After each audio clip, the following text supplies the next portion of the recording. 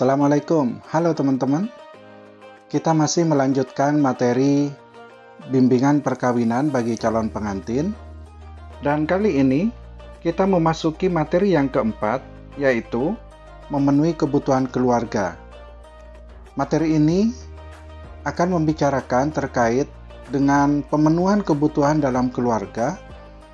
Hal itu menjadi kewajiban suami atau kewajiban istri, atau menjadi kewajiban keduanya.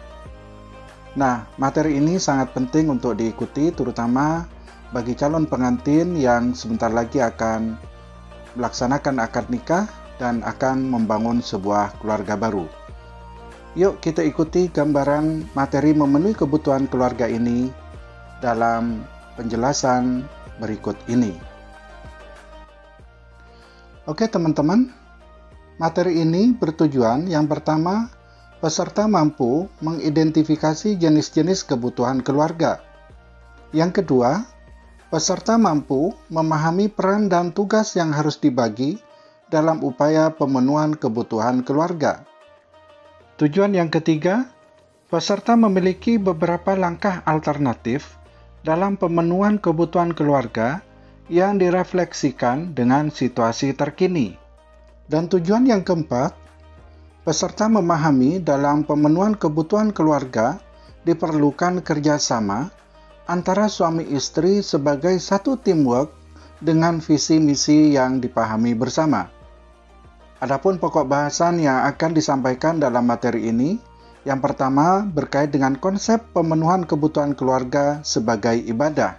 Yang kedua, kebutuhan fisik dan non-fisik dalam keluarga. Sedangkan pokok bahasan yang ketiga adalah strategi tim kerja dalam pemenuhan kebutuhan keluarga. Nah, langkah sesi memenuhi kebutuhan keluarga ini akan dilalui dengan penjelasan sebagai berikut. Yang pertama, penjelasan terkait konsep pemenuhan kebutuhan keluarga sebagai ibadah. Dalam hal ini, pernikahan bukan hanya aktivitas yang dilaksanakan demi pemenuhan kebutuhan manusia sebagai makhluk sosial belaka, tapi juga merupakan bagian dari aktivitas ibadah kepada Sang Pencipta, Allah Subhanahu wa Ta'ala. Dengan demikian, pernikahan adalah aktivitas yang memiliki dimensi ganda, dimensi duniawi yang berkaitan dengan manusia sebagai makhluk sosial, dan dimensi ukhrawi yang berkaitan dengan Sang Pencipta dengan menjadikannya sebagai bagian dari ibadah. Konkretnya adalah pernikahan merupakan kegiatan duniawi dan kegiatan ukhrawi, memiliki dimensi duniawi dan ukhrawi yang menjadikannya sebagai bagian dari ibadah kepada Sang Pencipta. Yang kedua, akan dijelaskan terkait dengan kebutuhan fisik dan non-fisik dalam keluarga. Dalam hal ini, kebutuhan keluarga terdiri dari kebutuhan fisik dan non-fisik. Kedua jenis kebutuhan ini harus dipenuhi oleh suami istri secara bersama-sama. Untuk mencapainya, diperlukan sikap saling mendukung satu sama lain. Apa itu kebutuhan fisik? Kebutuhan fisik terdiri dari seluruh kebutuhan finansial dalam keluarga.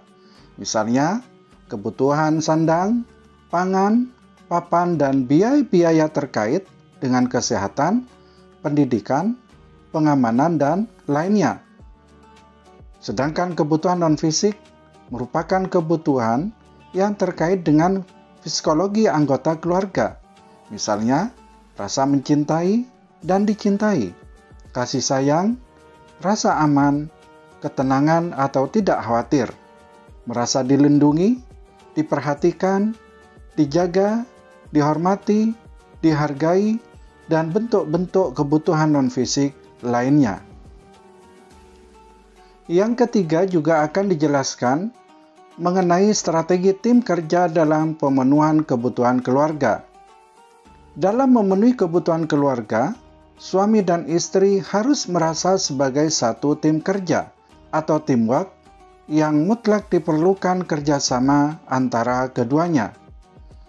Dalam kerjasama membagi peran dan tugas di antara suami istri harus dilakukan secara fleksibel, serta dalam pengambilan keputusannya harus dibiasakan dengan cara musyawarah.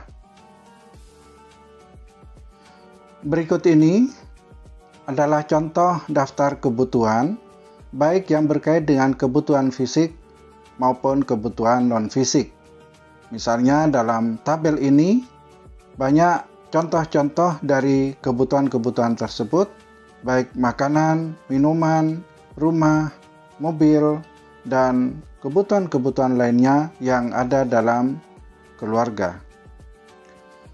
Nah, selanjutnya dalam tabel ini, peserta bimbingan akan diajak untuk mengidentifikasi kebutuhan pribadi atau membuat daftar kebutuhan pribadi, baik yang bersifat kebutuhan fisik maupun kebutuhan non-fisik.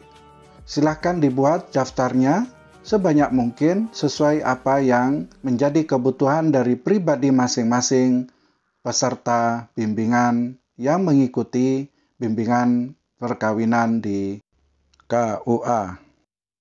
Dan juga dilanjutkan dengan mengidentifikasi kebutuhan bersama dalam keluarga, baik kebutuhan yang bersifat fisik maupun kebutuhan non-fisik. Silakan juga ditulis sebanyak mungkin yang menjadi kebutuhan bersama dalam keluarga dari masing-masing pasangan atau peserta yang mengikuti bimbingan perkawinan ini. Demikianlah teman-teman sekedar gambaran materi memenuhi kebutuhan keluarga dalam bimbingan perkawinan bagi calon pengantin yang diadakan oleh Kantor Urusan Agama Kecamatan. Semoga gambaran materi ini menjadi acuan bagi teman-teman calon pengantin untuk mendalami lebih lanjut terkait dengan materi-materi ini, dan semoga juga materi ini bermanfaat. Terima kasih. Wassalamualaikum warahmatullahi wabarakatuh.